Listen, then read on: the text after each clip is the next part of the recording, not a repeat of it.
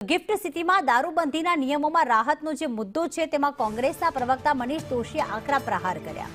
વેપાર વધારવાની આડમાં દારૂ પીવાની છૂટ અપાઈ છે તેવો સીધો આક્ષેપ કરવામાં આવ્યો. સાથે જ કહ્યું કે કોંગ્રેસના શાસનમાં પણ રાજ્યમાં દારૂબંધી હતી. દારૂબંધી હોવા છતાં મોટી કંપનીઓ ગુજરાતમાં આવી જ હતી. ગિફ્ટ સિટીમાં કોઈ મોટી કંપનીઓ નથી આવી. ઉદ્યોગોને તાળા વાગ્યા છે અને આઈટીમાં પણ આપણે ટ્રેન ચૂકી ગયા છીએ.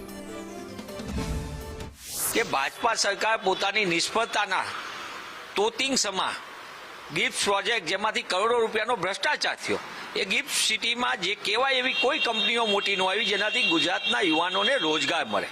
ગિફ્ટ સિટીમાં વધુ એક વખત વધુ છૂટછાટના નામે દારૂની થઈ છે, પણ આ એ ભાજપની સરકાર છે. અહીંયા ક્યાં કાગળ ઉપર કાયદો છે, છૂટછાટ છે ક્યાં? અહીંયા તો દૂધ કરતા ઝડપી દારૂ મળે છે. એ આવા દારૂના નામે નાટકો ન કરે. હકીકતમાં એમને ગાંધી હત્યા કરવી, ગાંધી વિચારની હત્યા કરવી, એના માટેની આ સુનિયોજિત એમની જે ચાલ છે એ ચાલના ભાગરૂપે એક પછી એક પગલાં રહી રહ્યા છે.